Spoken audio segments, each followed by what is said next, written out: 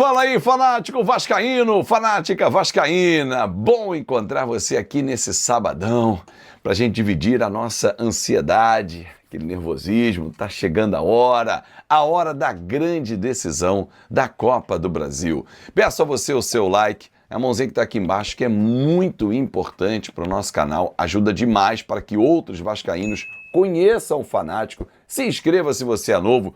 Já comenta quanto vai ser o jogo amanhã. Manda o seu palpite aqui, porque ele é super importante. Se tiver a função hype o vídeo também.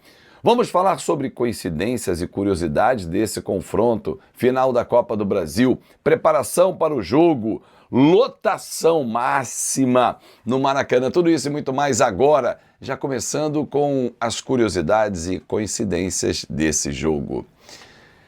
Você lembra que em 2011, quando o Vasco foi campeão da Copa do Brasil, o presidente era ex-jogador, ídolo do clube, Roberto Dinamite. Hoje é Pedrinho. Você lembra que no dia 21 de dezembro de 1997, o Vasco era campeão brasileiro, jogando no Maracanã e diante de um time paulista? Você sabia que todos os times nessa temporada que eliminaram o Fluminense no mata-mata bateram campeão? Flamengo estadual, Chelsea no Mundial de Clubes e Lanús na Sul-Americana. Qual foi o nosso adversário na fase semifinal da Copa do Brasil? São curiosidades, são coincidências. Quer mais uma? Em 97, o cria Edmundo arrebentou no Campeonato Brasileiro. Foi artilheiro. Em 2025, o cria Ryan está arrebentando, artilheiro da Copa do Brasil. São sinais, são números, são coincidências, são fatos que eu distribuo para você e divido com você, torcedor vascaíno. Que tal? É para pensar. Daqui a pouco, se eu lembrar de mais alguns aqui, eu vou dividir com você também. Tem uma outra coincidência que pela terceira vez o Vasco chega à final da Copa do Brasil com um treinador que passou pelo Fluminense como jogador. Foi Renato Gaúcho em 2006, depois Ricardo Gomes em 2011 e agora o Fernando Diniz em 2025. São detalhes que vão trazendo elementos para essa grande decisão. 77 milhões de reais em jogo pelo título, vaga na fase de grupos da Libertadores, onde o Vasco voltaria 8 anos depois à competição internacional, vaga na Supercopa do Brasil em janeiro para enfrentar o Flamengo, já abrir com uma disputa de título para a próxima temporada e subir o sarrafo para grandes contratações em 2026. Indo para a Libertadores, o Vasco vai investir para trazer pelo menos 2 ou 3 importantes reforços para o time titular. Aliás, uma informação. Na última terça-feira, véspera da primeira partida final da Copa do Brasil, lá em São Paulo, no hotel do Vasco, alguns empresários passaram por lá para conversar com o Pedrinho, para conversar com o Felipe. Oi, sumido, tô aqui.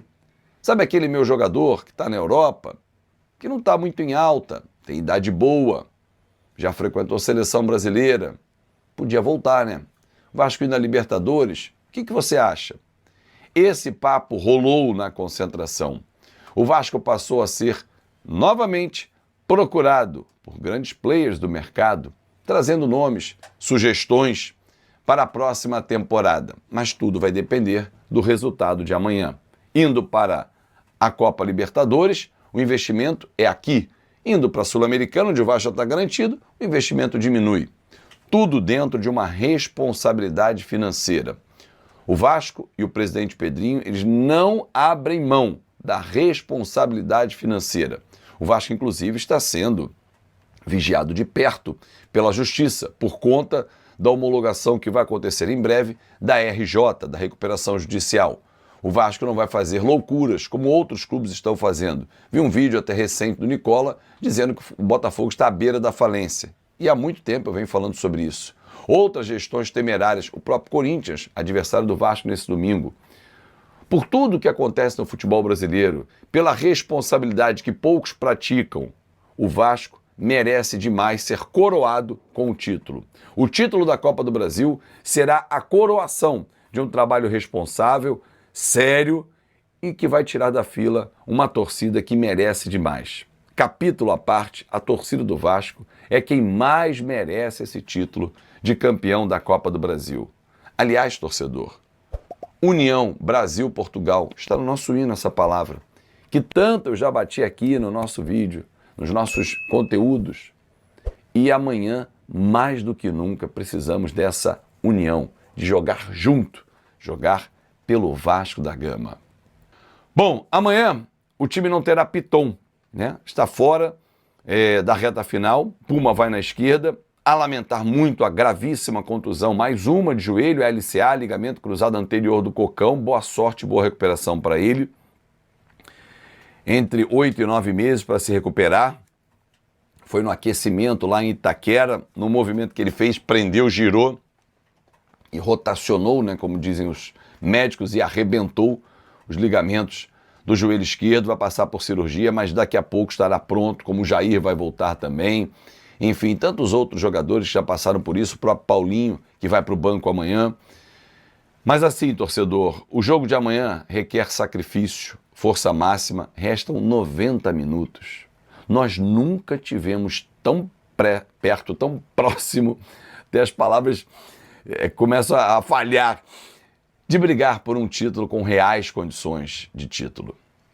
Desde 2011, que eu não vejo o Vasco com condições de brigar por títulos grandes. Claro que ganhamos os 2 estaduais e são títulos importantes, mas o tamanho da magnitude de uma Copa do Brasil, de voltar a Libertadores campeão e não indo para a fase anterior, como foi em 2018, que nós nos classificamos via brasileiro, que é difícil pra caramba também, em 17, mas voltar a Libertadores campeão. O Vasco volta a ser olhado assim, ó, de cima. Não de cima para baixo. Ah, quem tá chegando aí? Não. Opa, tá chegando um dos nossos. Senta aí, diretoria. Pode chegar.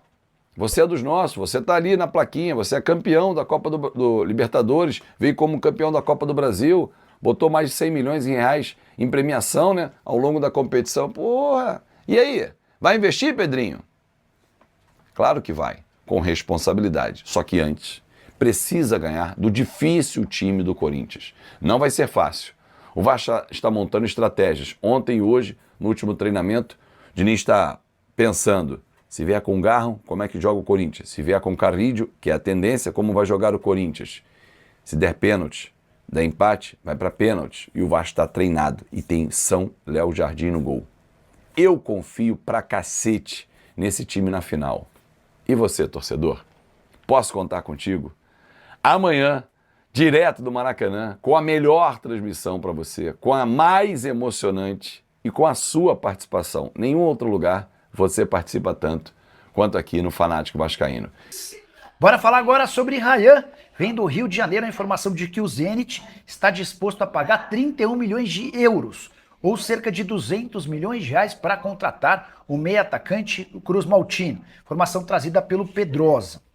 Mas, apesar das cifras gigantes, a maior oferta que o Vasco já recebeu pelo atleta, o Cruz Maltino decidiu rejeitar a proposta.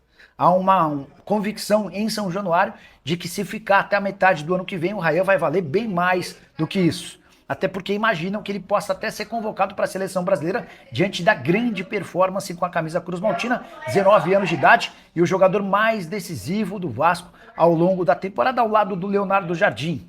Representantes do Bayern de Munique da Alemanha também estiveram recentemente em São Januário para assistir ao jogador de perto.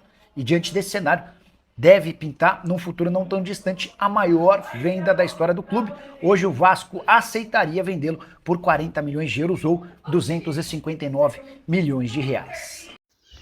E aí pessoal, beleza? Não se esqueçam de se inscrever no canal, deixar o seu like e ativar o sininho das notificações. Um forte abraço e até o próximo vídeo com mais informações sobre o Vasco da Gama.